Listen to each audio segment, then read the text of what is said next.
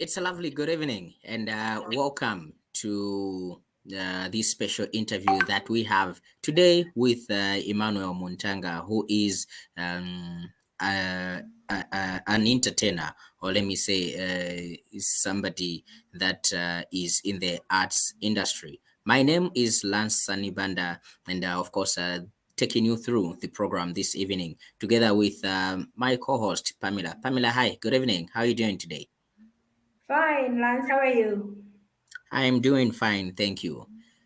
All right, so in case you have tuned in, we do apologize unreservedly for starting the program way too late. This is due to circumstances beyond our control, technicalities. But however, the good thing is that we are here and we will definitely take you through the few things that we have prepared for you. As you know, last week we were celebrating the life of our founding father, the late President Dr. Kenneth Kaunda. May his soul continue resting in peace. On his birthday, on the 28th of April, we celebrated him and celebrated his birthday heavenly because he is normal and no longer with us. Now, this show is best dedicated to talk about that and just get to remember the life of the founding father and also get to incorporate it with a very special person that is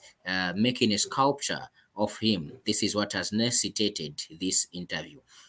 And of course, we'll be introducing him soon as we get to discuss quite a number of issues right there. Before we get into that, Pamela, um, I don't know, how do you remember the late president? For me, I remember the guitar. Every time I want to look at that photo and watch those little clips of him playing, he was a jovial man, a jovial person that was always there for the people. I don't know how you remember him, Pamela. Well, there are a lot of memories. I remember him as a child. I remember him as an adult. I remember him as a journalist. And it's funny that you should mention the guitar because the last time I was with Kaunda, I interacted with him. He played the guitar Mhm. for us for like 2 hours in 2014. Members of the media who had gone to cover Habitat for Humanity. And then we had the private concert, and the former president played a lot of songs from the 60s, even from Mhm. the artists that lived then, some original songs. It was very nice, especially that distinct voice of his. And I also remember him when I was in primary school. Every time Kaunda visited us in Mansa, would line up, would Mhm. first of all wake up at 04, sweep the whole city, and then line up in the streets and just wait for the white handkerchief to wave at us. And that used to make our day. Okay, awesome. He was a musician in one way or the other because he loved music and so many times played. Um, I got hold of information that apart from the Tiende Pamosi song that we are so much acquainted with, Dr. Kenneth also had other songs which unfortunately were not published as much as the Tiende Pamosi song was, because it was more like his motto in championing peace, in championing togetherness, in championing Ubuntunism, or in championing Ubuntu, because that's a man who he was, or that's a man that he has been, and that who he was just. Now, many people did not know that actually Kaunda, before becoming a politician or a teacher, he went into a lot of things that which he do, and obviously followed suit in his parents uh, shoes, especially in the sector of teaching. So he was a teacher, and it was such a great memory. And I don't know, Pamela. It would have been nice, seeing him going into a classroom, maybe when he was still president, or after retiring from active politics, get back into a class and just bring back those memories of him being a teacher, at least teaching one or two subjects. That would have been great, and it would have been awesome to look at. Don't you think so? I think so. That would have been great. And I think he did that at some point when he went back to Munali Secondary School. Though he didn't teach, he sat on the desk with that was just in the late 80s, around 89, 1990. But of course, that was during the campaign when the MMD were fighting him. So he was trying to show that he was still a man of the people. So I remember I was in grade 7 then, grade 6 or 7, and he did go to Mnadi Secondary School, though not to teach. But what you're suggesting would have been very nice. Definitely. But of course, let's get to introduce our guest for this evening. Let us not keep you longer. Let's introduce our guest for this particular evening, and his name is Emmanuel Muntanga. Now, Emmanuel Muntanga is an artist. In art, there are different types of artists, and Mr. Muntanga is a sculptural artist. So, this is a man who molds or make artisanal projects or artisanal features to come more like coming to life. And he is here today to share with us his journey, and of course, talking about the two very important sculptures that he has made. So we just want to find out from him more about it, and maybe he just gets to tell us what is involved and how to go about it. So, Mr. Muntanga, thank you so much for being a part of us, and we really appreciate. The first question, though, that maybe we might have for you, people would obviously love to get to know more about yourself. They want to know who Mr. Muntanga is, what is he all about, and just in that particular order or in that particular manner, who is Mr. Muntanga and what is he all about? Okay, Emmanuel Muntanga is my name. I'm a sculptor based in Lusaka, Chamba Valley, born in 1967. I ordered a diploma in fine arts, major sculpture. And that's work as a professional artist, but a retired teacher, art teacher. But currently, I've been recalled back to lecture at Everett Bond College for a degree program which we have started. Okay, awesome. So you've been recorded back, which is quite awesome. Obviously, still in the arts industry or in the arts sector. You decided to get into this part of the job or into this part of your career. What was the drive, what was the motive for you to get into deciding to get into art, and especially this special type of art, which is sculpturing? What really made you go into that?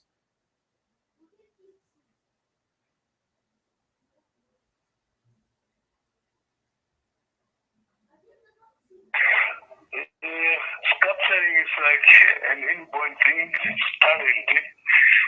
Started at primary school doing art, but I was good in clay work. Then I did discover that I was good at clay work, but I can also paint a drawing when I was in Form 5. I did a very good piece of an elephant, a sculpture piece of an elephant, which my teacher got. I didn't even see it. After finishing, my teacher got and he praised me so much. That was around 1986. That's when I knew that I'm really much involved in sculpture making. Then the whole thing boosted up when we went to college and did this 3 years diploma course. And that's when all the spirits came up of doing sculpture. And also in Tonga tradition, we do make these traditional stools. I used to be very good at making traditional stools. I used to change even the traditional motifs which were taught by my uncle. So I could see that I have extra talent on the traditional motifs in our stools, and cooking sticks and pounding sticks, whatever I could change motifs there. Yeah, that's when I knew that I had talent. That's how I followed up sculpture. Okay, very interesting. Pamela, I don't know if you have a follow-up question on that. He started sculpturing in 1989, if I got him right, and he made an elephant sculpture. He didn't even realize that it was good until his teacher told him, hey, this is good. And obviously, he realized then that this is the way to go. Okay, I'd just like to know which school that was because the teachers seem to have encouraged him to do that. I remember when we were growing up and you tried to do anything to do with art, it was discouraged. So I'd like to acknowledge the teachers. So I'd like to know which school that was, and also where he was growing up with his uncle. He has mentioned his uncle taught him a little bit of art. Which place was that? Which village in Southern Province? I know it is in Southern Province. You can go ahead now. But then it was 1986 at Namwala Secondary School in Southern Zambia. And that's where my teacher, I still remember the name of Mr. Patrick Shavinda. He just said, hey, young man, you have started seeing. It was a very magnificent elephant, but not too big. I think it was about the height of 20 centimeters, something like that. So we fired it using cow dung, digging a pit. Then we put our sculptures in that pit, then put cow dung on top. And then that black smoke, when the pieces were ready, that black smoke put that soot on the sculpture and they came out very black, shiny. That natural smoke holding onto the pieces. They look like they have been glazed with a black glaze, but it was just the soot from the cow dung. And then after marking, my teacher grabbed my elephant. Then I felt so sad. I said, oh, I thought I would take it to my mother.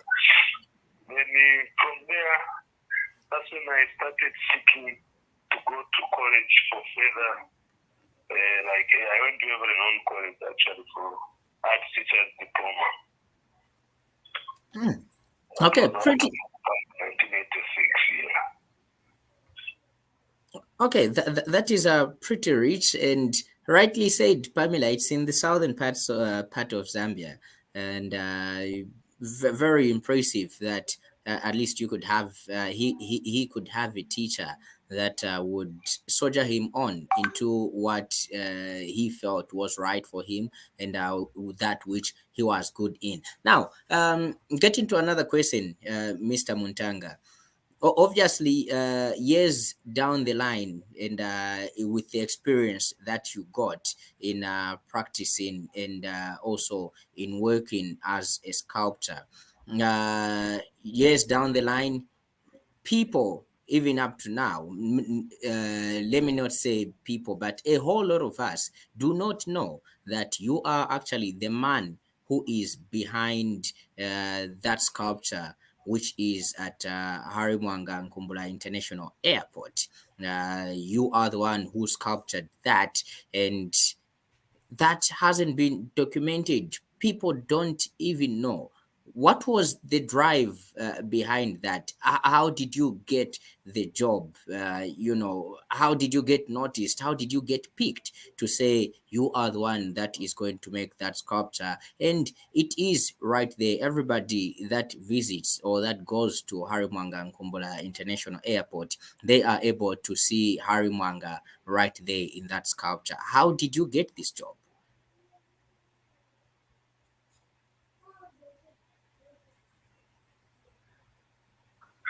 That sculpture, it was a public commission from National Airport Corporation. That was in 2013.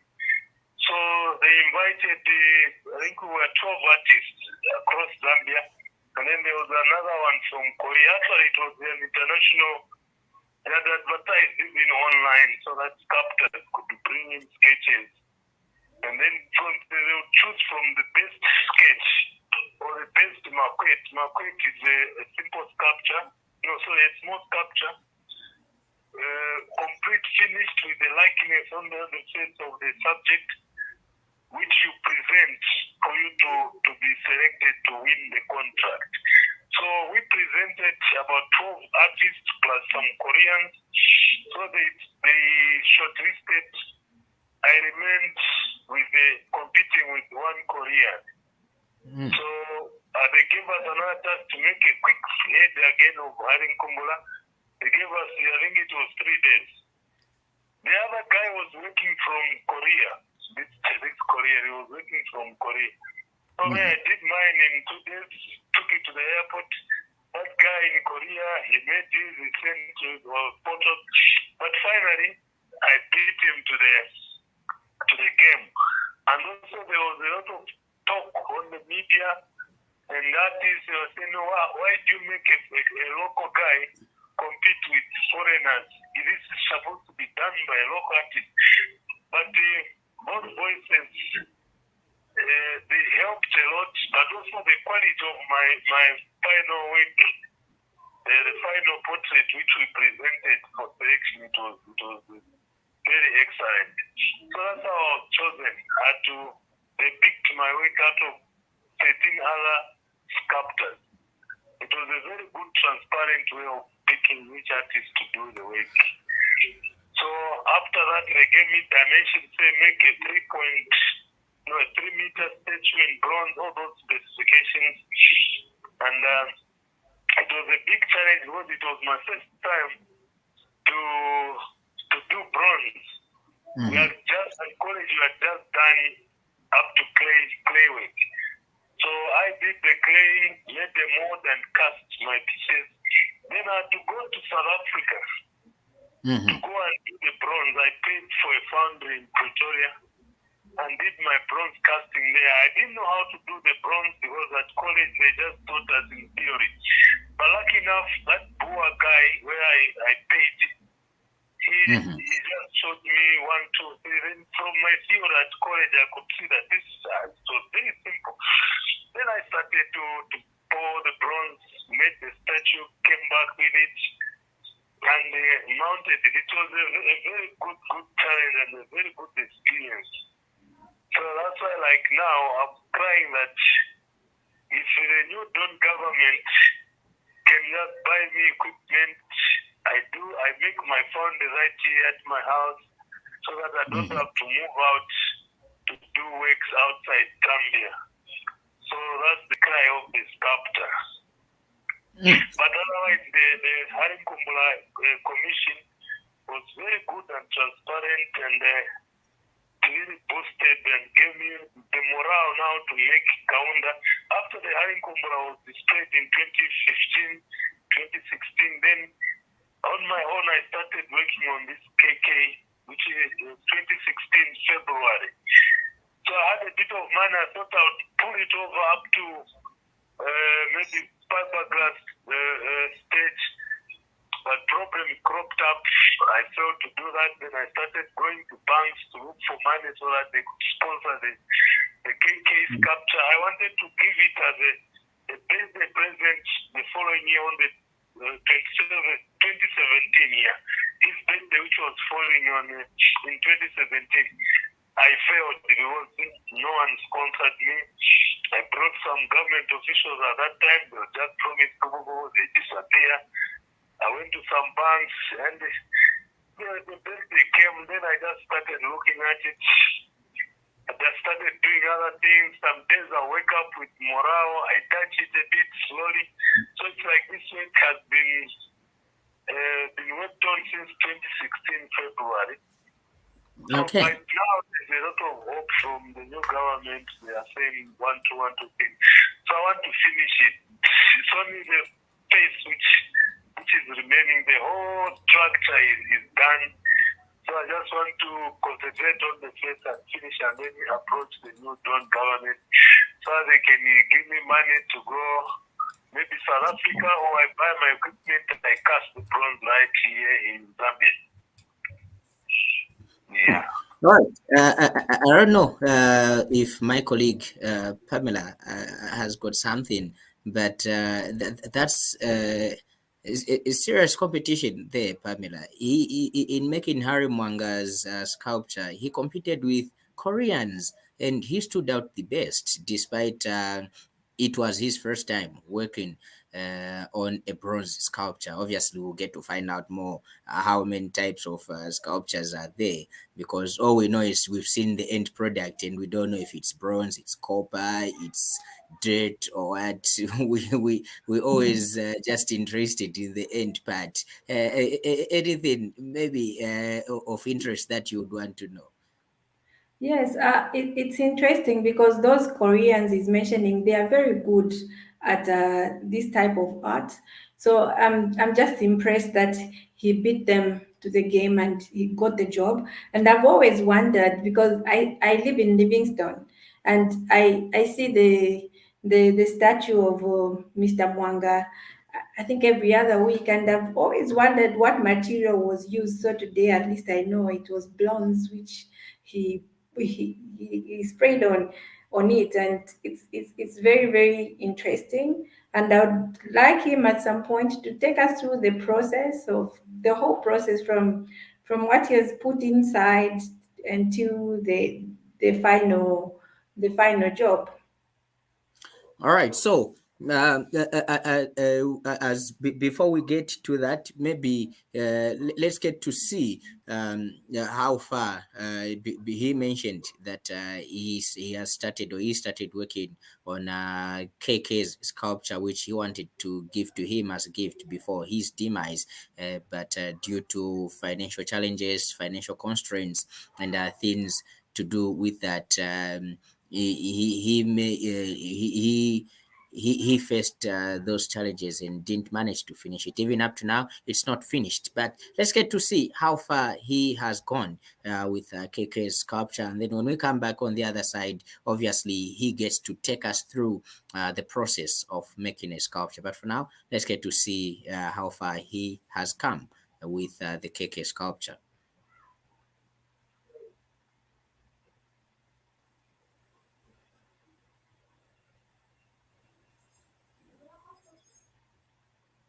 All right, so maybe as we are waiting for that, we can get to the other part. Mr. Muntanga, can you share with us the different types of a sculpture or of sculptures, and then can you take us through the process of coming up with one or making one to be complete?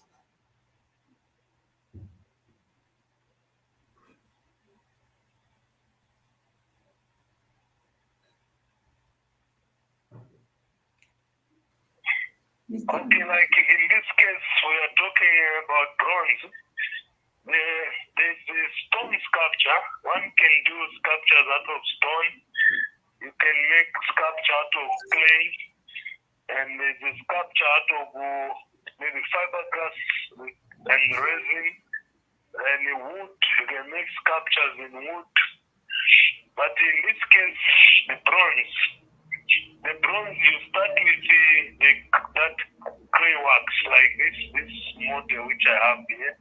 The Kaunda sculpture, it's a wax, it's a special wax which I made myself.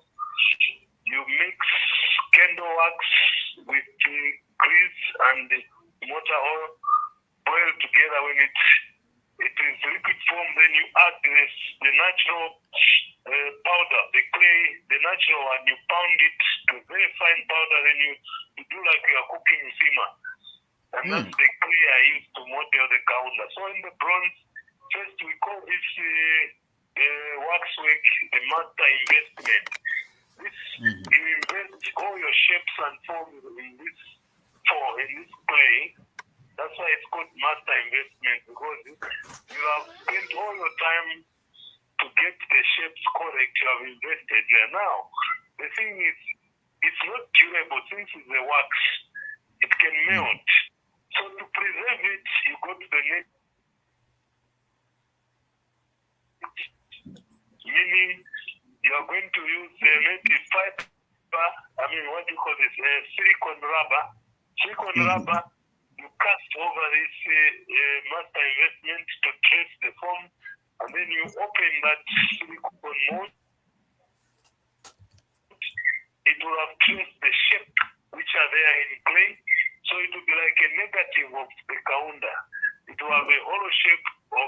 powder there. Then you now use what we call lost wax method.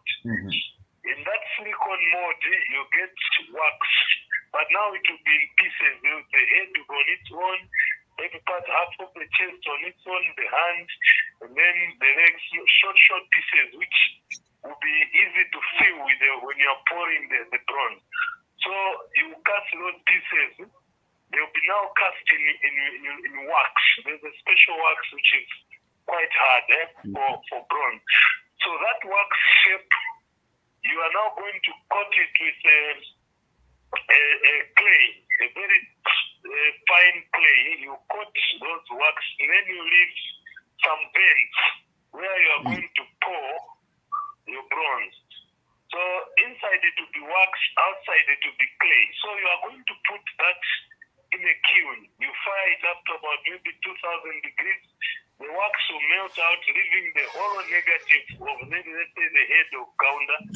The wax which was there, it will melt, and then it will remain in that shell of clay with a hole there where you are going to pour your bronze.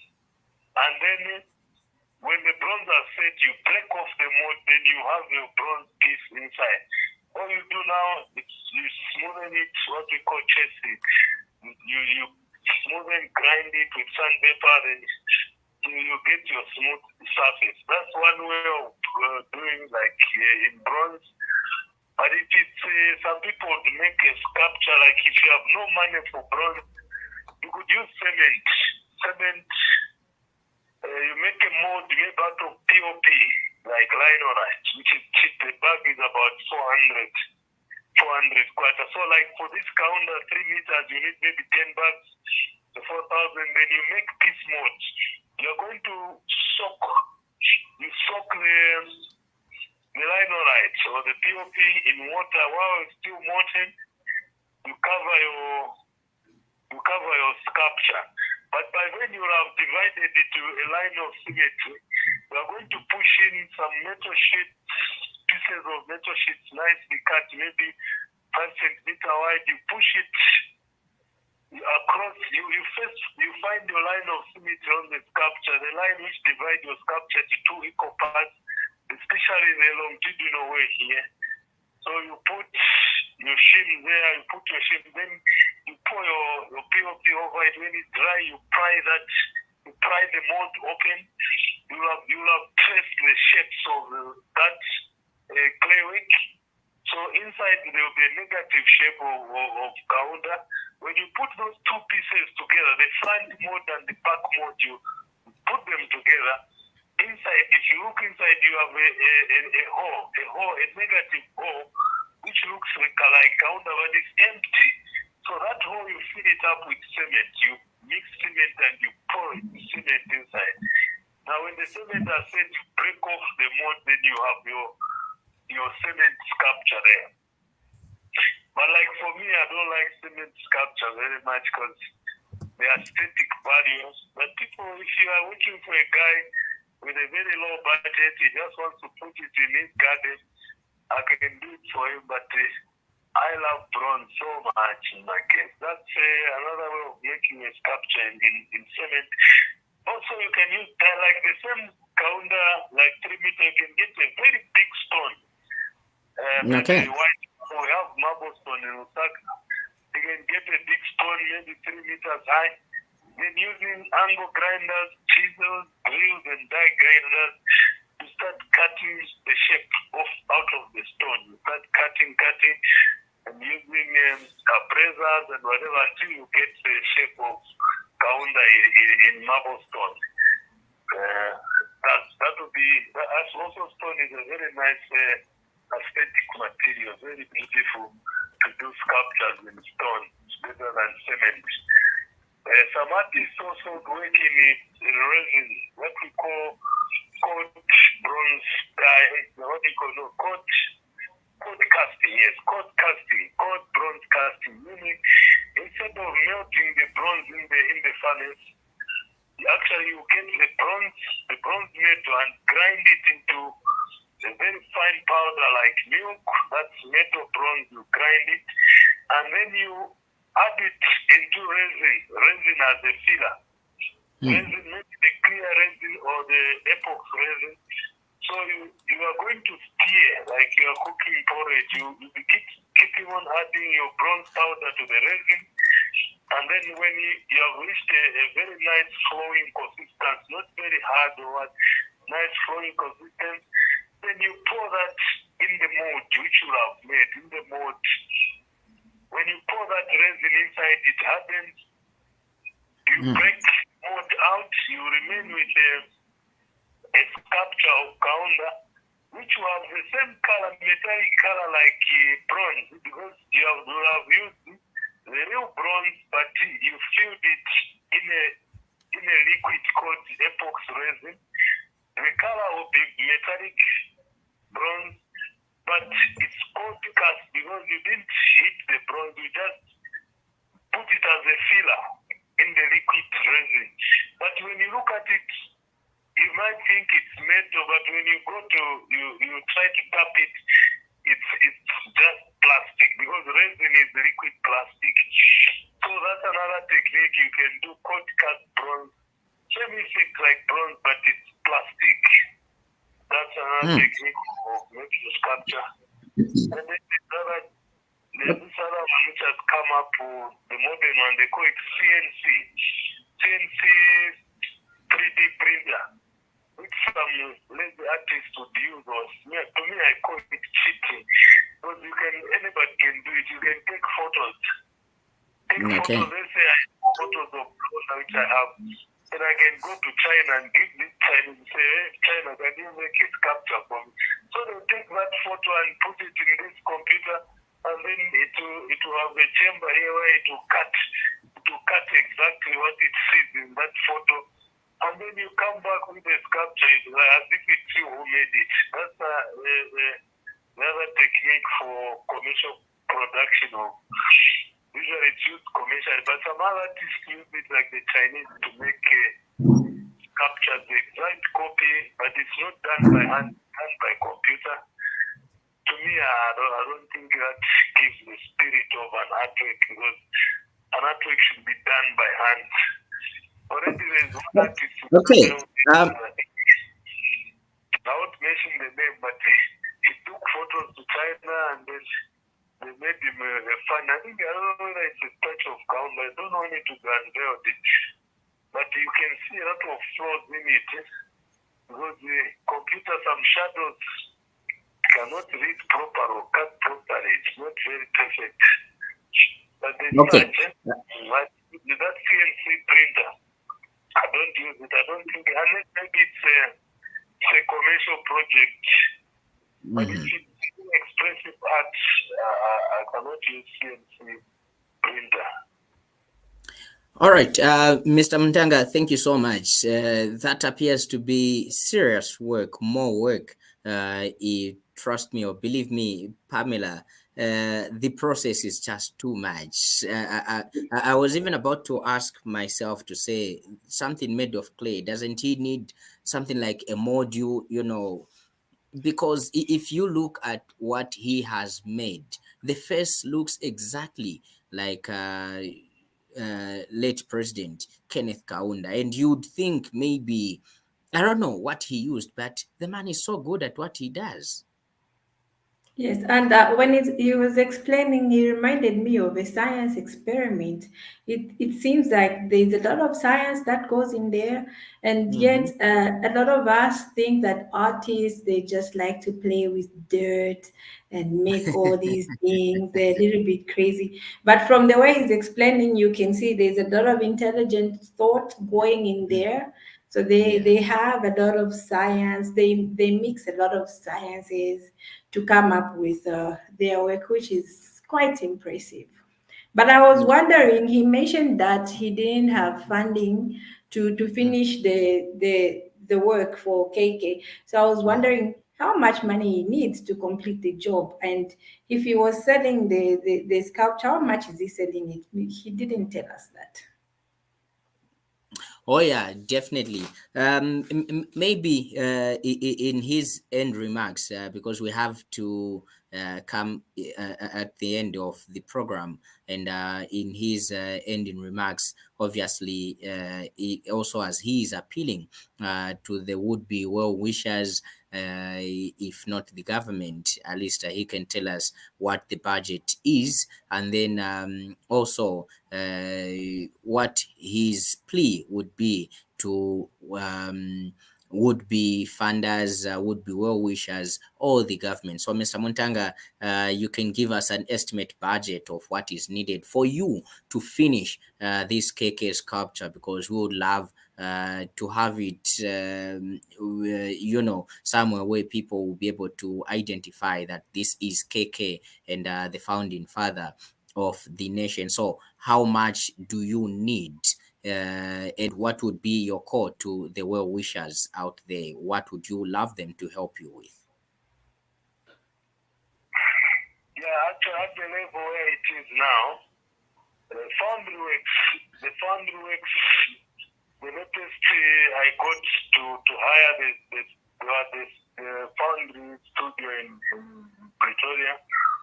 It's at 1.2 million rand to do everything. Then when the work is finished in bronze, I would say for 6 million kwacha, 6 to 8 million kwacha. That would be the cost of this sculpture. And but the foundry works will be it's around 1.5 million. So it will also include the landscaping, the cleans, maybe if they want the water features around the sculpture. And if they are well wishers who have money, they can give me the 1.5 million. I go and do the bronze. And this statue is 2.4 meters high. And it will be put on a print of 1 meter, so the whole rate will be about 4.4 meters. 3.4. So basically, this is where I'm stuck. I will need 1.5 million rand to go and do the bronze. But when the piece is finished, it will be valued at 6 to 7 million kwacha. And All right, Mr. Muntanga. Thank you so much for finding time to be with us on the program. We really appreciate, and looking forward to seeing the sculpture finally out, and the government or will be well wishers help you with the money that is needed. Thank you so much. We really appreciate. Pamela, we have to go. Yeah, it's about that time that we have to go, and it was great also being with you today after a long time. Yes, I really enjoyed this chat and learned something new today. I think from today I have more respect for artists. Of course, not those ones found in Indola, the one who did the PZ sketches. No, Okay, not that one those. was malicious. How do It you make the was face of the president like that? it was crazy, crazy. I'm telling you, Otherwise, Lance, I I was even enjoyed being with thinking. you. Definitely. I also loved it being with you. This is where we get to end the program. Thank you so much for being a part of. This was a special program where we wanted you to learn something that which you didn't know, that the Harry Mwanga Nkumbula sculpture, which is at the Harry Mwanga Nkumbula International Airport, was made by a Zambian by the name of Emmanuel Muntanga. And of course, he also he also is making the sculpture for the former late president Dr. Kenneth Kaunda. May he so continue resting in peace. And of course, just to show you how far he has gone, here is a short video of how far he has gone with the Kenneth Kaunda sculpture. Thank you so much, and see you on Wednesday when we bring to you Meet Your Leaders on this very channel. Thank you.